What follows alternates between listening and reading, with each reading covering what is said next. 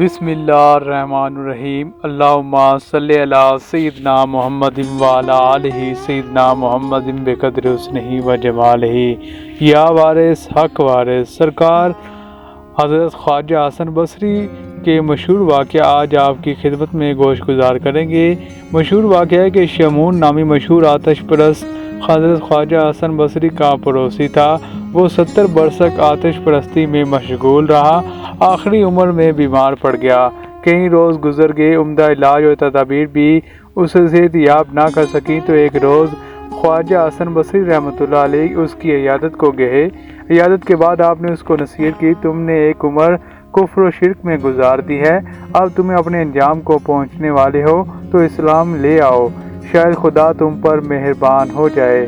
شمون نے جواب دیا، خواجہ صاحب مجھے مسلمانوں کی 3 عادات سخت ناپسند ہیں، ان کی بدولت میں اسلام سے دور رہا ہوں اور اب بھی مجھے اس میں کوئی کشش نہیں محسوس ہوتی۔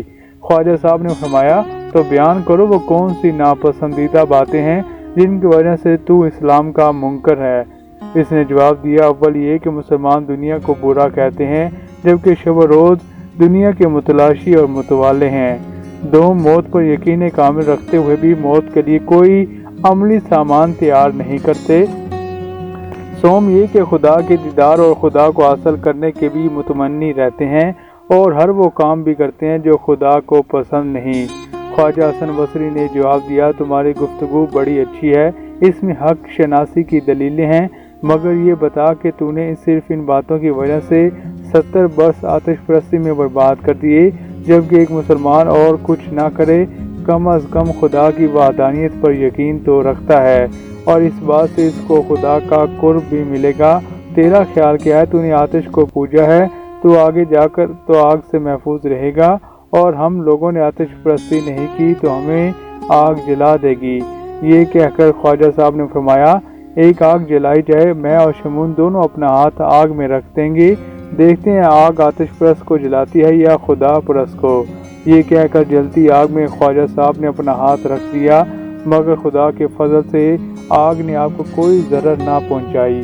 شمون نے یہ روح پرور مناظر دیکھا تو اس کا دل ہدایت الہی سے منور ہو گیا اور فوراً خواجہ حسن بصری رحمۃ اللہ علیہ کے آگے ہاتھ جوڑ کر بولا، حضرت اسی وقت کلمہ پڑھائیے، کفر و شرک میں ایک عمر بسر کی ہے، چند سانسیں باقی ہیں، کیا خبر یہ گھڑی پھر نصیب ہو کہ نہ ہو۔ اس کے ساتھ یہ مطالبہ کیا کہ اگر میں خدا پر ایمان لے آؤں تو کیا آپ مجھے گارنٹی دے سکتے ہیں کہ میں عذاب الہی سے بچ جاؤں گا؟ خواجہ صاحب نے فرمایا، کیوں نہیں، میں تمہیں لکھ کر دیتا ہوں کہ اگر تم مسلمان ہو جاؤ تو خدا تمہیں ضرور بخش دے گا۔ چنانچہ ایک اقرار نامہ تیار کیا گیا جس پر حضرت خواجہ حسن بصری اور دیگر عادل حضرات کے دستخط بطور گواہ کے رقم کیے گئے۔ پھر شمون نے کلمہ پڑھا اور مسلمان ہو گیا۔ ادھر وہ مسلمان ہوا، ادھر اس کی روح کف سے انصری سے پرواز کر گئی۔ خواجہ صاحب نے اس کو غسل دیا، کفن پہنایا اور وہ عہد نامہ اس کے ہاتھ میں دے دیا اور اس کے اپنے ہاتھوں میں قبر میں لٹا دیا۔ رات کو خواجہ صاحب کو ایک پل کے لیے بھی نیند نہ آئی، ساری رات نوافل میں ادا کی اور خدا کے آگے عرض کرتے رہے، اے رب کریم، میں تو خود ایک گناہگار آدمی ہوں، میں کسی کی بخشش کی کیا ضمانت دے سکتا ہوں؟ میں نے ایک دعویٰ کر دیا، اب تو میری لاش رکھنے والا ہے، ورنہ قیامت کے روز میں اس شخص کو کیا منہ دکھاؤں گا جس نے میری ضمانت پر کلمہ پڑھا۔ اس بے عقلی میں خواجہ صاحب کی آنکھ لگ گئی، خواب نظر آیا، کیا دیکھتے ہیں کہ شمون کے سر پر تاج ہے اور وہ مکلف لباس میں ملبوس جنت کے باغات میں سیر کر رہا ہے۔ خواجہ صاحب نے فرمایا، اے شمون، سنا تیرا کیا حال ہے؟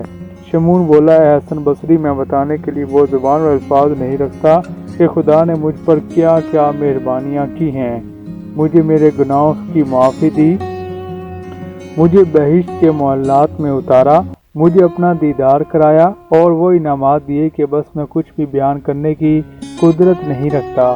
پھر اس نے وہ عہد نامہ حضرت حسن بصری کو واپس کر دیا اور کہا کہ اب آپ پر میری کوئی ذمہ داری نہیں ہے، آپ ہر زمانے سے سبکدوش ہیں۔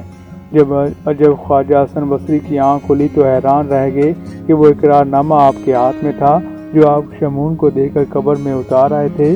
آپ فوراً سجدے میں گر گئے اور عرض کی، اے مالک کون و مکان، تیری ذات کتنی مہربان اور غفور رحیم ہے۔ ایک آتش پرست کو جس نے 70 سال تیری نافرمانی کی اور فقط ایک مرتبہ کلمہ پڑھا، تو نے اتنی نافرمانی کو بے معنی کر دیا اور اس کو نہ صرف بخشش دی بلکہ اس کو بلند و بالا درجات بھی عطا فرمائے۔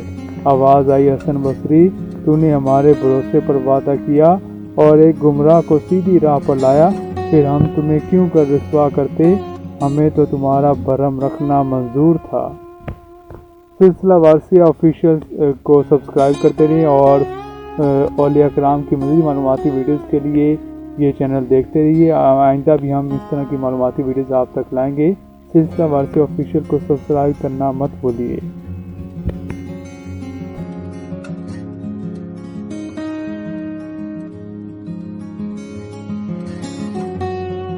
السلام علیکم ویورز، مزید معلوماتی ویڈیوز کے لیے سلسلہ وارثیہ آفیشیل کو سبسکرائب، لائک اور کمنٹ کرنا مت بھولیے۔